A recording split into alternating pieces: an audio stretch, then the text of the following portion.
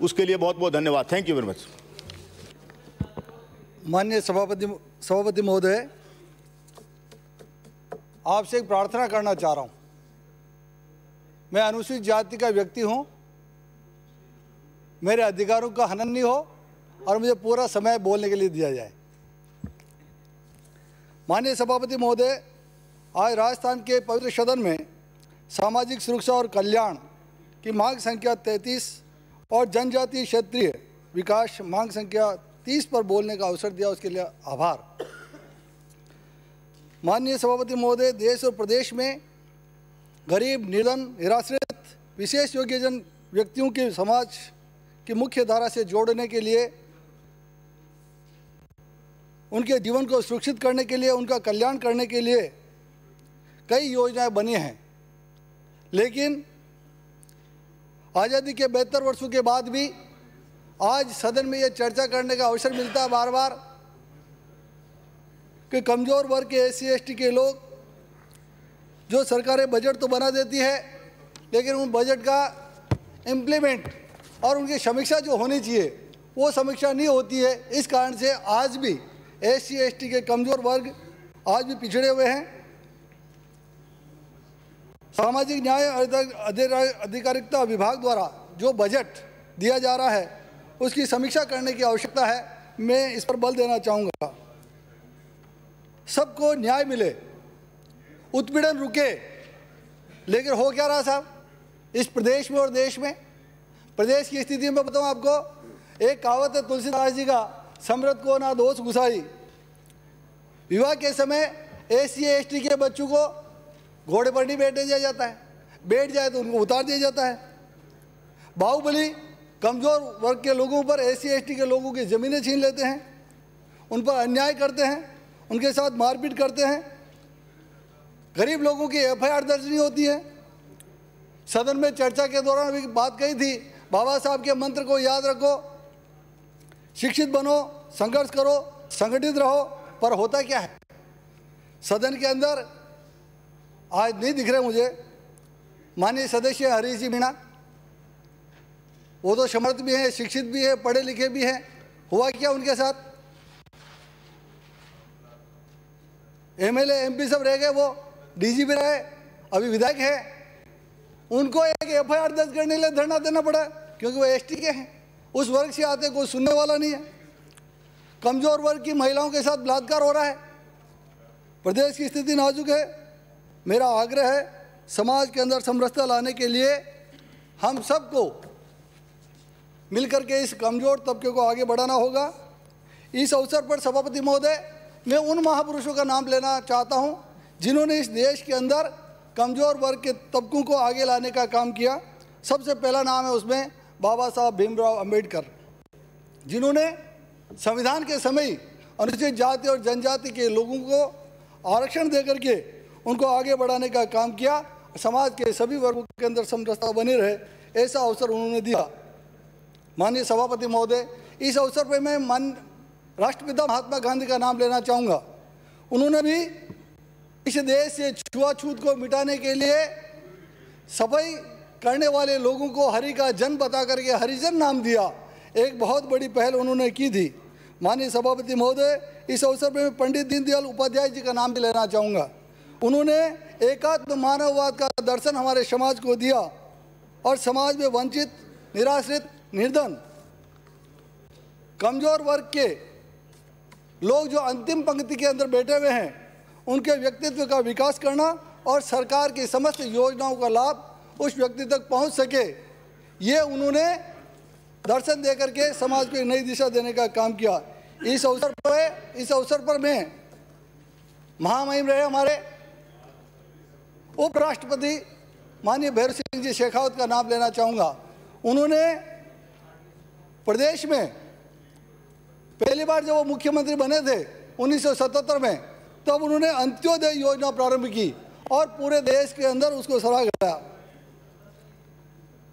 एक काम उन्होंने और बड़ा किया, कमज़ोर वर्ग के तबकों में और देश की आधी आबादी महिलाओं की जो है उनके अंदर राजनीतिक चेतना लाने के लिए SC, ST, OBC और महिलाओं को आरक्षण देकर के उनको राजनीतिक चेतना देने का काम किया।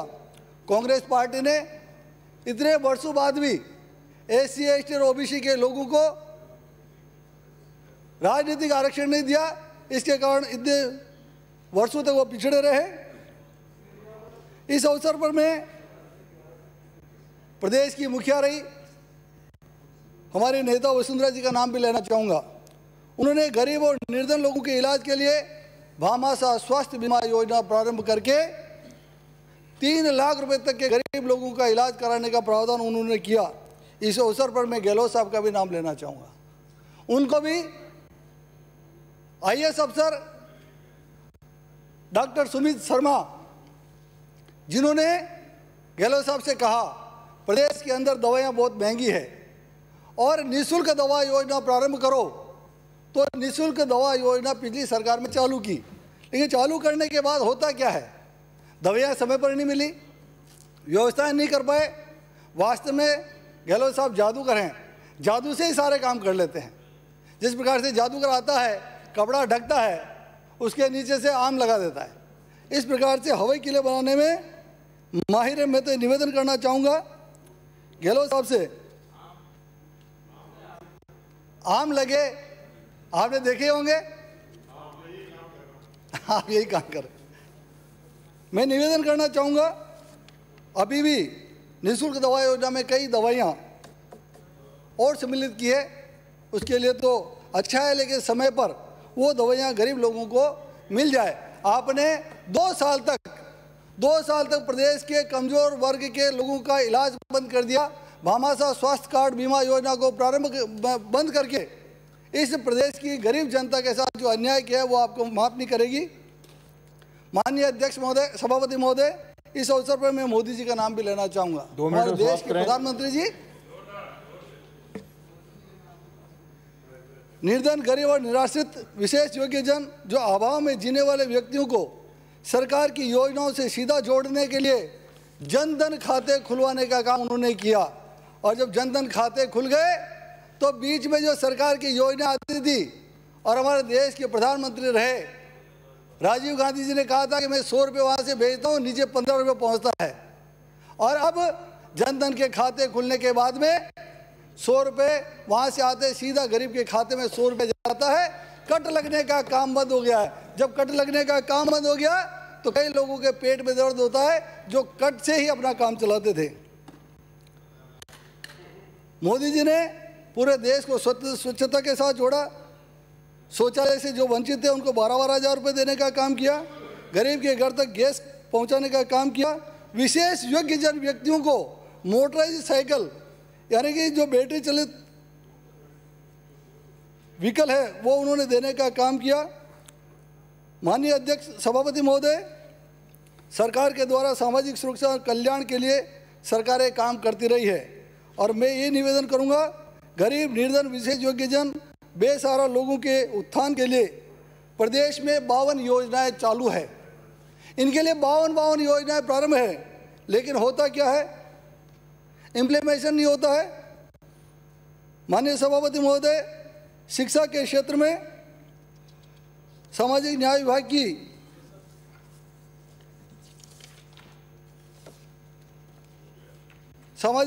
की कई योजनाएं हैं, जैसे छात्रवृत्ति योजना, आवासीय विद्यालय योजना, छात्रावास योजना, अनुप्रति योजना, इस प्रकार से कई योजनाएं हैं।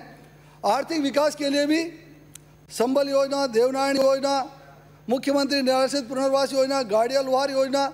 अब गाड़िया लोहार योजना बजट का है, बजट है ही नहीं, बिना बजट का ही योजना है। सामाजिक कल्याण, इसके अंदर भी महिला स्वयं सिद्धि योजना, अंतर जातीय विवाह योजना, 5 लाख रुपए देंगे, है क्या 5 लाख रुपए? देने वाला कोई नहीं है। नवजीवन बीमा योजना, बजट ही नहीं है। सामाजिक सुरक्षा के अंदर भी अब आप देखो, पालनहार योजना बार बार चर्चा हो रही है। अरे पालनहार उस योजना का नाम है जिसमें जिसके माता पिता जिस बालक के नहीं हैं, और माता पिता नहीं होने के बाद भी वो सरकार उसको पाल रही है, लेकिन सरकार यदि बजट ही नहीं देवे तो किसके भरोसे रहेगा, कहाँ रोटी खाएगा? समाप्त करें। माननीय सभापति महोदय, मैं आपसे आग्रह करूंगा, मैं अनुसूचित जाति का सदस्य हूँ, मुझे मेरा 15 मिनट देने का काम करे। मैं अभी एक मांग पर हुआ, मुझे 5 मिनट का समय दें सभापति महोदय। सभापति महोदय, सभापति महोदय, विराजी सभापति महोदय, अत्याचार है ये, एससी के लोगों पर अत्याचार है, एससी के लोगों पर अत्याचार है। आपकी जगह मालवीय जी होते भी, मालवीय जी होते सदस्य विराजी अंकित नहीं हो रहा है। सही है, इस सदन में पहुंचने के बाद भी एससी के लोगों को नहीं बोलने दिया जाता है। मैं आपसे निवेदन करना चाह रहा हूँ, करपत्र निवेदन करना चाह रहा हूँ, आपसे हाथ जोड़ के प्रार्थना करना चाह रहा हूँ, आप हमारे अधिकारों का हनन कर रहे हैं, आप अनुसूचित जाति के लोगों को नहीं, सदस्य काफी वरिष्ठ आपसे मुझे 5 मिनट कृपा करके 5 मिनट दीजिए। हाथ